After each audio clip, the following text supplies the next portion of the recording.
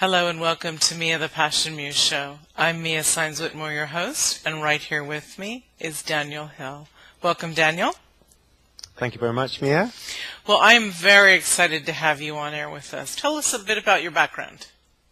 My background is I studied counselling years ago and felt that that really wasn't powerful enough personally, as well as it just didn't resonate with me in order to be able to create enough change. That's not to say that I don't use some of the skills within counselling to facilitate change within people, but I was drawn to other speakers and modalities that were able to change people's unconscious beliefs. And I had a lot of limiting beliefs, which resulted in health problems, depression, struggling to integrate anything into my life that made sense, and I was lost, really. So I don't know whether I found this. I think it found me.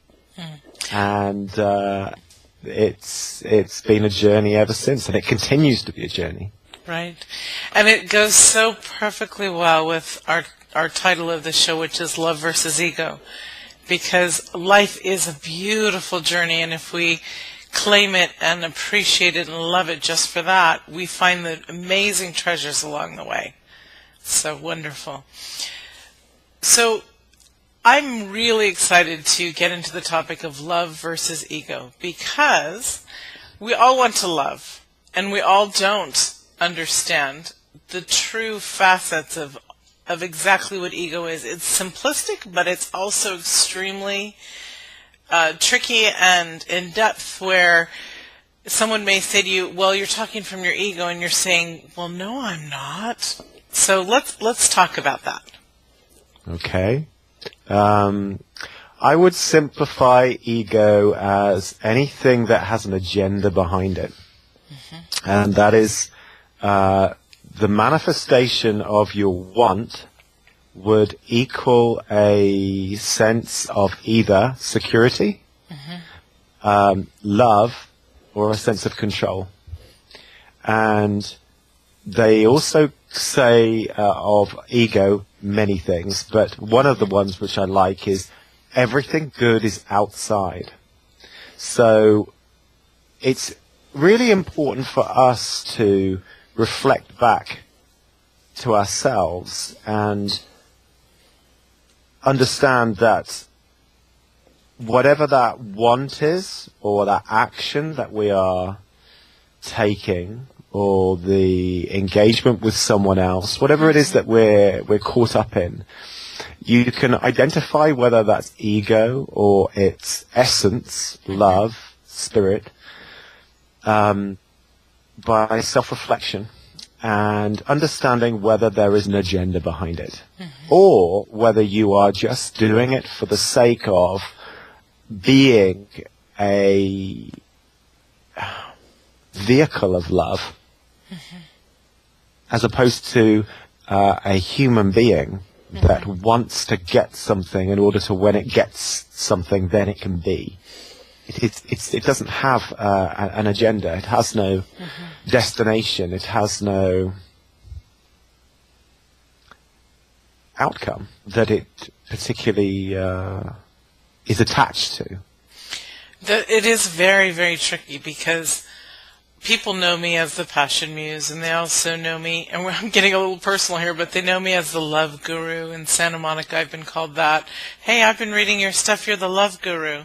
And which makes me giggle, because I feel like some kind of a chic hippie or something, you know. But the point is I do love so much and want to be loving, and well, not want to be, because I am. But I find at times when I'm frustrated, say in a relationship, I guess ego takes over. Mm-hmm. And so I've been battling with that the last several months. Am I coming unconditionally? Am I coming from ego? So it's so much more complicated in respect than just the average. People also have a little acronym for it, edging God out, which I don't really like. I love yours better, because The other is true, but it's so overused, just like the fear one.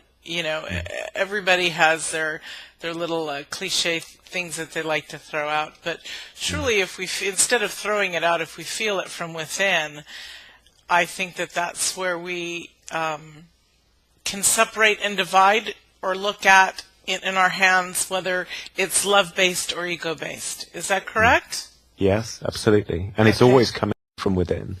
Right. We are that underneath all of motivation or conditioning, traumas, fears, yes, and personal relationships of all kinds will test that.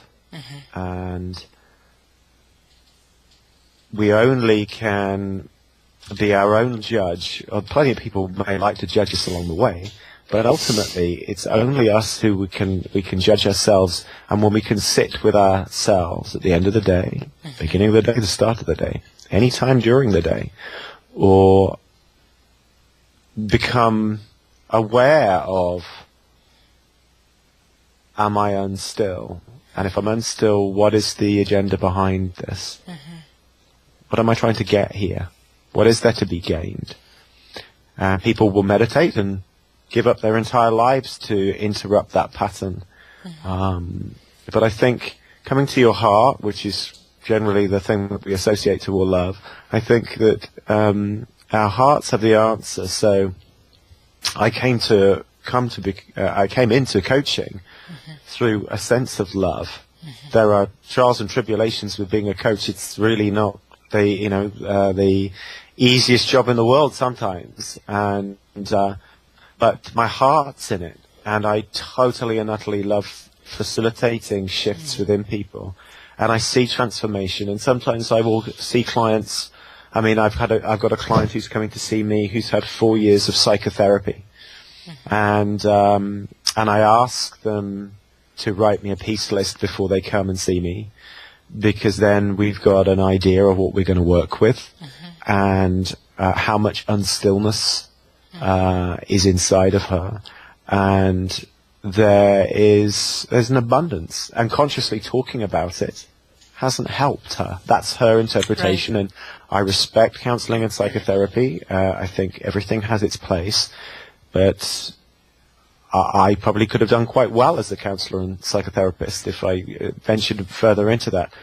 But my heart wasn't in it. And my heart wasn't into listening to people talk about their issues over and over and over and over again, almost re-traumatizing themselves. Exactly. As opposed to guiding them out of it and facilitating the shift from ego to essence, who they are. And a lot of people don't have any idea what that is.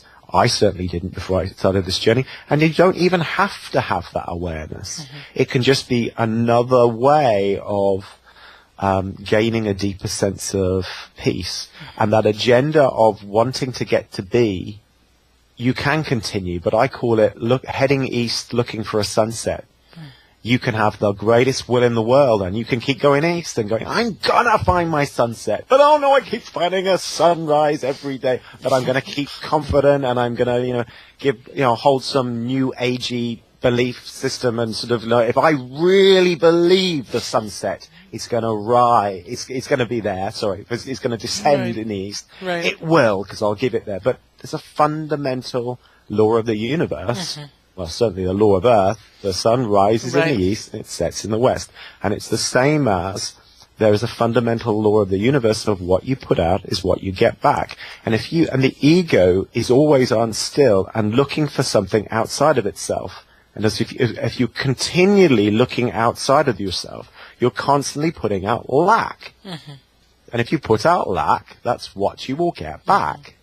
And that is just, it becomes almost common sense after a while. So the only person you can change, even though there might be chaos around in your world, and you might be in a relationship and I'm going to be coming from unconditional love right now, and I'm really going into unconditional love. And then ego comes in and sort of, I feel hurt, I feel not listened to, I feel this, I feel that, we have to keep coming back to ourselves and really ask like a simple question as what would love do now? Mm-hmm. Or find somebody who you believe is to be quite awakened or advanced, mm-hmm. Or in spirituality in some way, and ask yourself the question: what would they do? Mm-hmm. What would Yoda do next? Mm-hmm. I love how you brought up the difference between the type of coaching that you do, I do, others do, compared to psychology and things like that. I believe that they work, except for you really have to have a spiritually based psychotherapist in order to get into the next level above